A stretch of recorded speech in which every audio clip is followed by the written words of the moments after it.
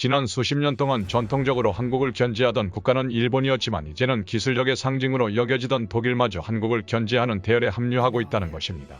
최근 한국 산업계의 급격한 발전으로 자국 산업의 위기감을 느끼고 있는 독일이 자국 법원과 언론들을 동원해 한국 기업들을 향한 견제성 조치를 하고 있어 국제적인 이목이 쏠리고 있습니다. 하지만 독일의 무리한 견제는 오히려 자신들의 기술력이 한국보다 부족한 것을 홍보하는 꼴이 되면서 국제적인 망신을 당하고 있습니다. 기술력의 아이콘이던 독일이 최근 급성장하는 한국을 견제하려다 큰 코 다치게 된 상황을 자세히 알아보겠습니다. 대표적으로 한국의 기업들이 지금처럼 어려운 상황 속에서도 하루가 멀다 하고 세계가 주목할 만한 놀라운 실적을 내고 있습니다. 몇 년 전까지만 해도 국제적인 영향력이 지금같지는 않았던 한국이 급격하게 발전하여 산업계를 주름잡는 역할을 하자 기존 선진국 반열에서 터줏대감 역할을 하던 독일, 일본 등의 국가들이 한국을 의도적으로 견제하는 모습을 보이고 있습니다.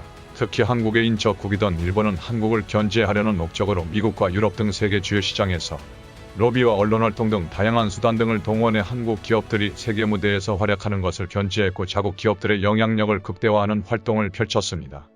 하지만 시간이 지날수록 일본의 과대평가된 기술력이 드러난 것은 물론이고 한국의 혁신적인 기술력이 인정받으며 일본이 아무리 많은 로비와 언론활동을 진행해도 한국의 선전을 막지 못하는 지경에 이르렀습니다.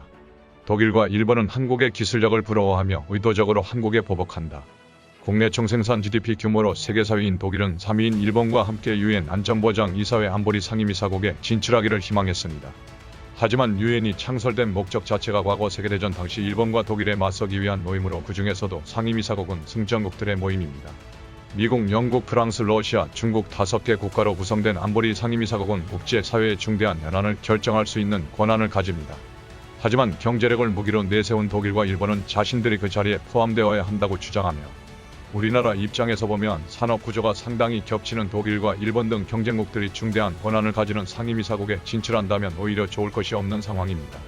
하지만 러시아는 한국과 산업구조가 겹치지 않고 한국 기업들의 중요한 고객이기도 하며 러시아의 과학기술력을 수입하기도 하기 때문에 현재의 균형 상태가 한국의 국익 측면에선 더욱더 도움이 됩니다.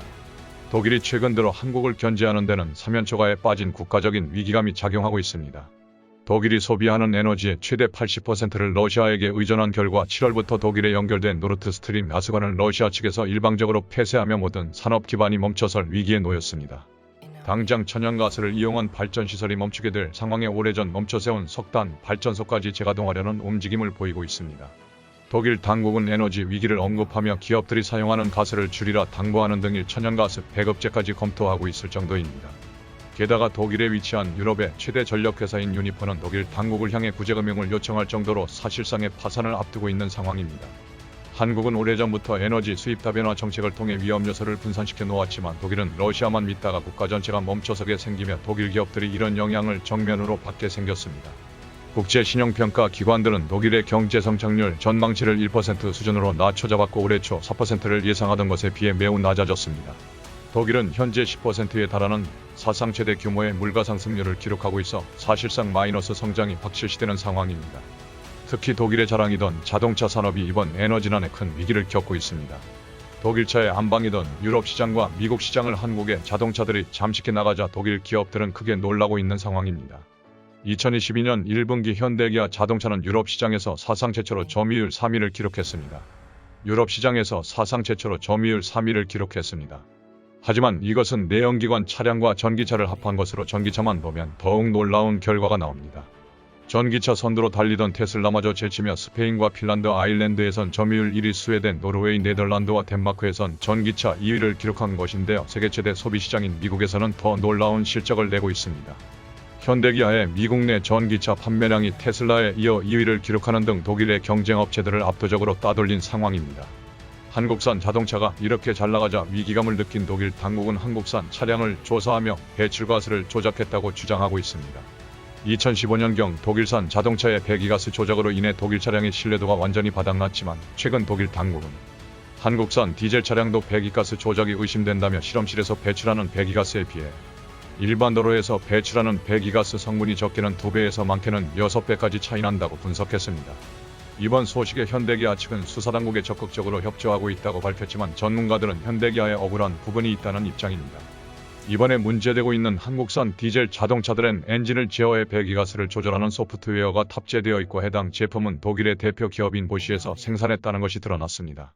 따라서 정확한 분석을 한 뒤에 현대기아의 책임인지 그게 아니면 현대기아에 납품하는 업체들 중에서 성능을 과장하기 위해 업계 관계자들은 현대기아의 다른 차량들은 문제가 없는데 왜 독일산 부품을 사용한 차종에서만 문제가 생기냐며 원인을 정확히 파악해야 한다고 지적했습니다. 자동차 업계 전문가들도 이미 몇 년 전에 독일차 업계들의 한국 기업들이 주력 상품도 아닌 몇 천 대는 디젤 차량을 팔기 위해 의도적으로 배출가스를 조작했을 리는 없다고 주장했습니다. 한국 기업들만 견제 대상에 놓인 것은 아닙니다. 독일의 연방교통당국은 미국의 테슬라 차량에 대해 소프트웨어 결함이 발견되었다며 6만 대 가량을 리콜하라는 행정명령을 내렸습니다. 반면 자국 기업들인 독일 차량에 대해서는 문제가 발생해도 조용하게 처리하는 등 왜 의도적으로 해외 기업들을 견제하려는 것으로 보입니다. 독일 당국이 견제하는 자동차 기업들은 비슷한 공통점이 있습니다. 독일 기업들이 내놓은 전기차는 테슬라는 물론이고 현대기아 자동차도 못 따라오지만 내연기관에서는 일본 기업들에게 밀리고 있습니다. 산업 경쟁력으로는 한국과 같은 신생국에게 밀리고 러시아의 천연가스와 석유도 끊기면서 에너지 주권도 위태로운 상황에 경제 성장률 전망치마저 바닥을 치고 있어 독일 당국은 잘나가는 기업들을 견제하기 위해 의도성을 가지고 수사와 리콜을 명령하는 것으로 보입니다. 현대차의 전기차 전용 플랫폼을 탑재한 아이오닉 5는 독일 올해의 차로 선정되며 독일산 차량들을 모두 압도했고 영국에서도 영국 올해의 차로 선정되었습니다. 기아 자동차의 전기차인 EV6는 유럽연합이 선정한 유럽 올해의 차를 수상하는 등 한국의 친환경 전기차가 유럽을 휩쓸고 있습니다. 이미 유럽에서는 테슬라를 제쳤으며 현대기아보다 판매량이 많은 전기차량은 소형 사이즈의 전기차로 현대기아의 경쟁 모델이 아닙니다. 따라서 중형차 이상의 차량들은 사실상 현대기아가 유럽을 완전히 접수했다고 보는 것도 과언이 아닌 상황입니다. 미국에서도 1위 테슬라에 이어 2위 판매량을 기록하는 등 한국의 전기 차량은 전 세계에서 좋은 실적을 내며 인정받고 있는 모습을 보여줍니다. 친환경 차량인 전기차뿐만 아니라 현대기아 자동차는 기존 내연기관 시장에서도 훌륭한 실적을 내놓고 있습니다. 2021년 작년을 기준으로 670만 대 가량을 판매하며 세계 4위의 완성차 제조업체로 군림했습니다. 미국의 자동차 제조업체들은 완전히 제쳤고 앞에 남은 것은 독일과 일본 기업들밖에 없습니다. 최근 독일이 일본을 따라 한국 견제에 앞장서고 있는 것이 어느 정도 납득이 가는 부분입니다. 그게 신경 쓰지 않았던 자동차 기업이 꾸준한 혁신과 기술 개발을 통해 세계 시장에서 인정받고 판매량을 키워 자신의 안방이던 곳에서 올해의 차를 휩쓸고 있으니 위기감을 느끼는 게 당연하게 보이기도 합니다. 만약 한국 기업들이 실제로 배기가스 관련해 조작을 했다면 그에 합당한 대가를 받아야 하지만 단순하게 견제를 목적으로 한국과 한국의 제조업체들을 흠집내기 위한 작전이라면 언젠가 큰 대가를 치르기 마련입니다. 블룸버그는 한국의 자동차 업체가 조용히 전 세계를 잠식하고 있다고 밝혔습니다. 2만 5천 대를 판매하기까지는 10년이 걸렸다며 현대기아 차량의 2022년 올해 초 출시한 차량들이 테슬라가 10년 이상 쌓아놓은 업적을 순식간에 따라잡았다고 평가한 것입니다. 이어서 현재 한국산 자동차는 없어서 못 팔 정도라며 지금 주문해도 최소 1년 이상 대기해야 겨우 차량을 구매할 수 있다고 덧붙였습니다.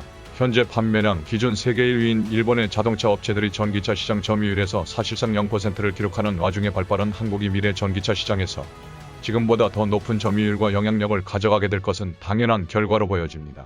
이렇게 좋은 실적을 지속적으로 낸다면 기존 기득권 국가와 업체들의 견제 역시 지금보다 더욱더 커질 것으로 예상됩니다.